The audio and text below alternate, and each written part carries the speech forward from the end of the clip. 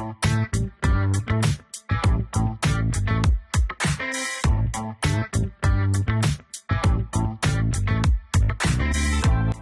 to Running on Ice, the coolest community in freight. I'm your host, Mary O'Connell, bringing you the latest tech updates, warehouse news, and everything happening in the cold chain world. Not only is there the coolest show in freight, there's also the coolest newsletter. You can subscribe to that on freightwaves.com/runningonIce. Before we get into our guest interview, let's get into some headlines. Investnet Asset Management recently announced that it raised its holdings in the shares of McLeod Realty Trust, Inc. by 4.4% during the fourth quarter. According to its most recent Form 13F filing with the SEC, this revelation has caused quite a stir among investors and market analysts alike. Investnet Asset Management now owns approximately 0.2% of McLeod Realty Trust's worth, which translates to a casual $15 million. This news does signal some interesting times ahead for Investnet because their potential return on investment from this acquisition is significant, and it also raises questions about what motivated them to make this purchase at this specific point in time. No better place than the desert for a cold storage facility. Arcadia Cold Storage is doing just that. They are building a cold storage facility in Reno, Nevada. That state-of-the-art facility will span 254,000 square feet and offer a fully convertible freezer and cooler distribution center services with 37,000 pallet positions to support regional distribution, import and export services, and high-volume throughput handling capabilities. Arcadia's facility will represent one of the first large-scale 3PL cold storage facilities in the Reno market. Dollar General is growing its supply chain capacity with the addition of 3 facilities and the expansion of multiple existing ones. The additions include a previously announced distribution center in Blair, Nebraska, which can service the company's traditional Dollar General fresh product lines. Dollar General called the Blair facility its first ground-up dual distribution center that can service both fresh and traditional assortments as part of the discounter's strategic multi-phased shift to self-distribution of frozen and refrigerated products. As of early March, Dollar General operated 19 distribution centers for non-refrigerated products, 10 cold storage distributions, and 2 combination facilities. The company has more than 20 million square feet of storage space for non-refrigerated products and 2.6 million square feet of cold storage. Today we are joined by Jake McLeod, Head of Refrigerated Operations and Product at Warp. Thank you so much for joining us today, Jake. Hey, thank you for having me. Excited to be here. I am kind of excited about today. But before we dive too far into Warp and all the cool stuff that you guys do, why don't you give us a brief rundown on your background and how you got started at Warp? Yeah, so kind of fell face first into perishable temp control logistics. I went to college for food marketing and found out quickly I wasn't very good at marketing, but liked food. So I got a role. At C.H. Robinson in one of their Robinson Fresh offices, and I was on the transportation side, focused on all produce hauling. So spent time in the produce brokerage or space, and then from there went to a startup called Blue Apron. At Blue Apron, I was and it was I guess like Series C, so they had raised some money, but wasn't quite the peak when I got there. So I was overseeing all of their inbound, so all the ingredients coming in and kind of working to develop that supply chain. Then I switched to the direct-to-consumer side of the business, so overseeing all the parcels going direct to the consumer, going to these last-mile carriers, whole different type of logistics model, and learned a ton. From there, I hopped over to Business Market. I was the first actual dedicated logistics hire there, helped them scale out and kind of expand to pretty much the entire country, and then took a brief role overseeing the entire supply chain at Smallhold, which is a mushroom grower based in Brooklyn and Texas and LA. Cool company. And then wanted to get back into, I guess I'm a glutton for punishment, wanted to get back into logistics, and here I am with Warp. Had a good relationship with the co-founders previously through dealing with them and through all the different logistics business I'd been doing, and decided to take this role on and help the team. So here we are, and very happy to be with Warp, and we're doing a lot of exciting things. It's something I've long said about being in logistics. Once you're in it, you're not allowed to leave. You can take a break and go, but you always get brought back. Like I was like, I don't think I want to work in logistics forever. I'm gonna go sell kitchen cabinets. Sure enough, a year later, I was back in logistics. You end up going to the kitchen cabinet company and you just find your way to the logistics department anyway. So Exactly. I mean, it's one of those things where once you're in it, you can never leave. You can never leave, and it's worked out pretty well. yeah, it's better to just face it and take it head on and embrace it eventually. So that's where we're at. Accept your fate and just resign. Yeah, that's the phase of life I'm in right now. So I like it. Also, I think you're about one like produce to consumer or direct to consumer brand away from getting like the infinity gauntlet of all of like the true crime podcast sponsorship ones. You've got like Blue Apron, Misfit Markets. I feel like you're just one Hello Fresh away. yeah, I feel the same way. It's like they all share the same marketing model, and yeah, it is kind of a joke over at Warp as well. So one of the challenges that comes with direct to consumer shipping, specifically in the temperature controlled space, is kind of keeping perishable things, from not going bad. What are kind of some of those main challenges that come with perishable shipping, but also doing it in like a same day, next day thing? Because I know that's something that you guys specialize in. Yeah, I mean, yeah, we're going to state the obvious here, right? Like you're always battling spoilage. So the challenges are the numerous ways you can like prevent that spoilage. So understanding your product, what you're actually shipping, is it a frozen commodity? Is it a fresh commodity? What are the actual like timelines in which you can, or I guess, be out of refrigeration, or what temperatures do you need to maintain? Understanding your product, and then from there, it's understanding, the whether it's the vehicle type or the packaging type that you need to withstand all the different delays and challenges that can come about.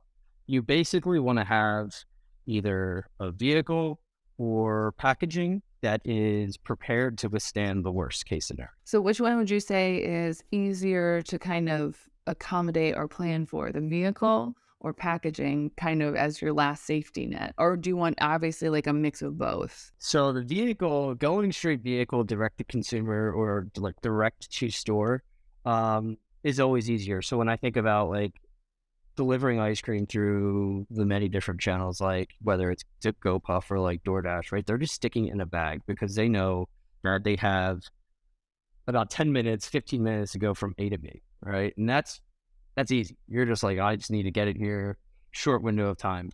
And then the next step up would be just using like a refrigerated box truck or Sprinter to get your product from A to B. You have more control. And whether you're doing like a DSD route that we do plenty of times, there might be delays, but ultimately you're relying on this piece of equipment that's refrigerating your product and keeping maintaining the integrity. When you get into the world of packaging, that's where it becomes like super technical, and you need to do a ton of testing, rely on packaging experts, and it's super costly. It's a lot. So it's a lot more than just getting a bunch of bulk ice packs and sticking them inside of a cardboard box. Correct, right? I mean, if you think about it, you can over ice, and then you're spending a ton of money. If it's February and you're shipping to Minnesota and you're just shoving a bunch of ice in your packages, you might actually have a frozen package show up. And we've in the like early days of doing direct to consumer, we would have boxes that were like, you look through like your weekly reports and you're looking for like damaged, spoiled, and then pops up frozen because we were putting ice in boxes going to like negative 10 degrees. And then people are like, I have a box of ice product. It's supposed to be fresh vegetables and it's ice. So yeah, you gotta like, if you adjust. It's just all about that. It's all about that nice little give and take. Maybe put a little extra ice if it's going down to Miami, put a little less if it's going up to the fun of Minnesota or, Michigan in the middle of winter. You gotta just do the testing, right? You gotta understand your different environments. Exactly. So one of the questions that I have that I guess isn't super related to packaging, direct to consumer, but it's something I've always wondered, and I'm hoping you might be able to help me with it. What do you do on like a dock when you have like eggs and ice cream and like lettuce? Are there any chances of like things that need to be kept at different temperatures and environment even being on the same dock at the same time? Or is it something that like is a very real problem that you have to control humidity for one and maybe not for the other? Well, pharmaceuticals and food should definitely be kept like entirely separate. There's a lot of regulation for both of them, right? So I would say, when you're handling multiple temp ranges with food commodities, the the best thing you can do, which is really, really basic, and a lot of people don't do this, is label your pallets accordingly. If you know that you're going into if you're shipping a product on a cool truck, but one needs to be in a little bit of a colder room, one needs to be in a bit of the higher side of the temp range, and you're actually separating those, maybe wrap your pallets different in a different color and put a label on there. This temp zone versus the other temp zone. Um, you would be shocked how many times you just see like unlabeled pallets being just sent into the abyss, and then it's on to the cross dock to figure it out. You really need to like be the first line of defense and actually people handling your product correctly. So that's one. And then really it's just like, you have to follow the GMP and regulatory guidelines. So, especially with pharmaceuticals, you can't really have this like pharmaceutical/food warehouse, because then you're in risk of cross contamination, and that's a no bueno. So basically, it is a thing that you're going to have all these different things coming in, and it's just it's truly a logistics challenge to try and keep everything together and in its own spot. Yeah, I mean, especially like the receiving that I've dealt with in these large direct consumer food companies where you have all these different temp ranges of product coming in.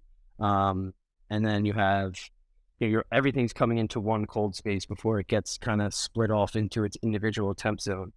And having that appropriate labeling coming in and working with your vendors to make sure it's on there. Or if it's a cross dock even, the team on the dock can read the label and understand this needs to go to section A, this needs to go to section B, and this needs to go to section C. So proper labeling and communication just will streamline the entire process and hopefully reduce the errors where maybe frozen products going in with cooler product and you have a huge mess in product loss. So the key takeaway is that shippers need to just label their products better. Label products better and communicate across the board. Okay, I like it. Those some key hallmarks of, honestly, you should be doing that even on your dry van shipments, but especially on your temperature controlled ones, should probably be more of an emphasis on it. Yeah, and you'd be shocked how often it doesn't happen.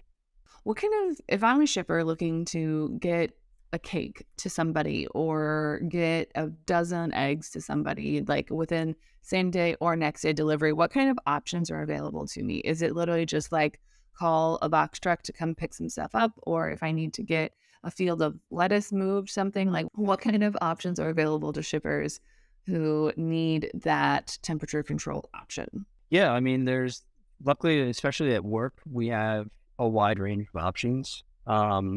All the way down to a refrigerated Sprinter up to a 53 refrigerated trailer and everything in between, right? For same day, the shipper needs to understand what temperature requirements they have first and foremost, right? If you're going same day delivery, can this cake be out of refrigeration for 30 minutes? Then you can go down and you can work with us and we can maybe do like a IC direct to consumer delivery thing where we're getting independent contractors to take cake from A to B, right? Or maybe this cake needs to be refrigerated or frozen the entire time, right? And then we can look at a number of things. Can it fit on a frozen Sprinter, or is it 10 pallets of cakes? Can it go on a 26-foot box truck? Can it go on a 53-foot? So I think like ensuring how much product you have, how much time you have, and the temp requirements allow experts like us at work to allocate the right equipment and make sure that we're going to, deliver your product successfully. So it all comes back to that communication, that labeling, and understanding those expectations for everyone involved. Yeah, and I think like you got to have experts in the room on the shipper side. And then you can also, if you don't, be very candid with it and come to people like us at Warp, and we are the experts. We can tell us the problem that you have, be very forthcoming with the details, and we'll put together a solution that meets your problem. Got it. So if you don't have an expert on staff, just go talk to the experts and they got you. Yeah, go source an expert, right? So the inevitable thing that that happens and nobody likes, it's something gets somewhere and it's spoiled, it's rotten, it's not how it was supposed to be. What kind of, I guess, how do those customer complaints or anything that might happen like that, that end user or the consumer, their dissatisfaction, how are those kind of then taken and then readapted into, the entire movement operations of it? How is that kind of shaping changes that you guys might make to some of those line hauls or deliveries in the future? Yeah, I mean, going back to even like the direct to consumer thing, right? When if you are a shipper and you know that you're shipping perishable products for over great lengths and you're seeing tons of spoilage at the end consumer, and you're doing a deep dive into your customer complaints and you're saying, I'm shipping from New Jersey to Chicago and my Chicago customers are constantly having warm boxes, spoiled product. You can then, look at the data. You have to understand the data. And well, the first step is actually capturing data, right? You'd be shocked how many people aren't. Then you capture the data, you analyze the data, and then it's like, well, what can I do? And that's when Warp comes in. We can schedule those line hauls. Maybe we have existing line hauls that we have space for another temp control carrier to hop on that line haul. And now what you're doing is you are zone skipping, and we can walk you through that process and say, hey, look, your product is getting spoiled because it's going from New Jersey to Chicago out of temp control for X amount of hours. What we can do is put it on a temp controlled line haul, which will keep it in refrigeration for 18 plus hours, we'll say, in the example of Chicago. And then from there, it's going to leave temp controlled and go to your consumer and be out of refrigeration for a day. And being out of refrigeration for a day, you can then plan for being out of that temp controlled environment for 1 to 2 days with your packaging. And so it's really like understanding the route and where the customer complaints are coming from and doing a deep dive so that we can problem solve for you. There is once a previous guest on the show has said, never settle for average. And so if you have an average on time or intact delivery of, 5 or 95%, in those 5% we'll drill down to see where your highest and your lowest are and start at the highest and then try to work through those problems. And I think that's something that's extremely applicable, if not more so in temperature controlled, because you take so much work to get these consumers. And if, you're ruining something or product is consistently not getting somewhere where it needs to be, then I think that that's a kind of a higher stakes than just, oh, my Amazon package didn't arrive on time. 100%, right? Like people are relying on, when it comes to perishable products, people are typically relying on those perishable products for like a planned event, right? So you may give it an idea of a cake. That cake probably has to get there to be eaten for some type of ceremony, right? Or in the example of the companies that I've worked for, that food needs to get there for that planned meal. So when we would work extensively, like you said, that 95%, there's 5% of customers that you've paid to acquire that are having a bad experience that are potentially going to churn. So you really need to do everything you can to maintain the delivery standards. We end always I guess we would take a deep breath at 98%. I know at Warp, I will say any delayed on any of our temp controlled product is everyone's sounding the alarm. We are we have a lot of, oftentimes we have live tracking. So not only are we watching the live tracking, but we're passing the live tracking on to the customer so that they can watch as well. So now we have eyes on things, they have eyes on things, and it's like a Hawkeye on all products. And I think, treating every temp controlled shipment like it's your last is key. I think that's a really good way to put it. Treat every temperature controlled shipment like it's your last, because it could be for any kind of consumer. It could be the last one. And so I guess, like you said, you guys were watching it like a hawk. What about those times where your driver's in the middle of Kansas and there's nothing really around, and you have and the reefer unit breaks? Kind of what are those solutions that they can offer there? Yeah, I mean, trust me, in my career, I've dealt with like the most absurd situations, very similar to what you're saying. Um, I'm, I always say that like transparency and over communication is key. Um, like if you're going to try to scramble and fix this absurd problem that you find yourself in without without notifying the customer, like, hey, this is what we're faced with. This is what we're doing. You're gonna find yourself in trouble because you're just gonna burn yourself on the backside by maybe the plan that you put forth for your internal team to do to problem solve didn't work out. So now you have to go lick your wounds like hours after the fact, and you could have just communicated. So transparency and over communication is 1000% key. And then like in the example that you gave, it's all about just like getting a million different solutions together, divide and conquer. You person A, get another reefer routed there immediately with a pallet jack and a dock plate so we can have that reefer back to back. Next person, try finding a cross dock that's temp controlled close. Next person, find a box truck that's close. Whatever it is, you just attack at all solutions, and then honestly, whatever comes first that actually is feasible, you go with. It's I think those situations arise, and it's really hard to tell a customer like, look, this is an unfortunate situation, and we don't have a ton of options, but these are the options. Of course, like it's not always, I guess, easily digestible on the customer side because ultimately they have to go face their customers, and we face one customer who's the one person, and they're facing thousands of customers usually. So it's a bit harder for them to digest. But it's really just putting that game plan together and just taking action immediately. In a perfect world, that game plan would be the truck breaks down a block away from a temperature controlled warehouse that maybe just happens to have space. But unfortunately, if we know anything about logistics, it's never a perfect world. That's always worst case scenario. Always. Yeah, a perfect world is like there's just if there's a cross dock near, or there's like the carrier has terminals all over the country in excess capacity, and they're covered seamlessly, and you don't even have to lift a finger. But that's just not a reality.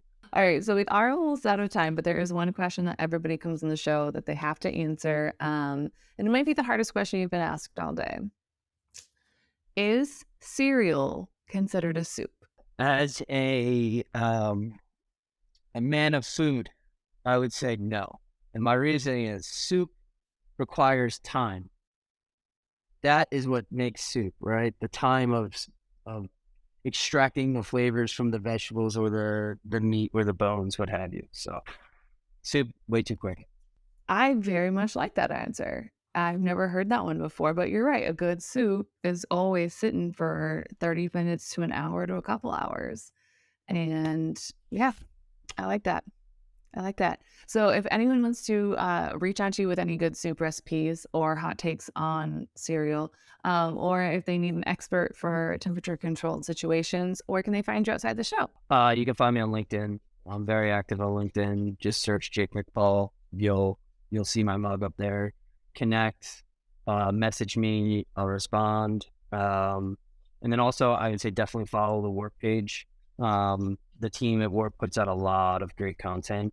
Some of it comes from me. I would maybe very little of it comes from me because they're the experts of making the content. But our page is always putting out like great tidbits of information, and join the conversation. We love when people comment back and forth. So LinkedIn is the place to find us warpers.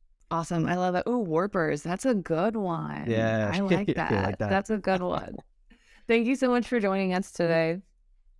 Awesome. Thanks for having me. You can catch other episodes of Running on Ice right here on FreightWaves TV, YouTube, or anywhere you get your podcasts like Apple Podcasts and Spotify. Need more Running on Ice news? No sweat. Subscribe to the newsletter on freightwaves.com/running on ice. See you on the internet.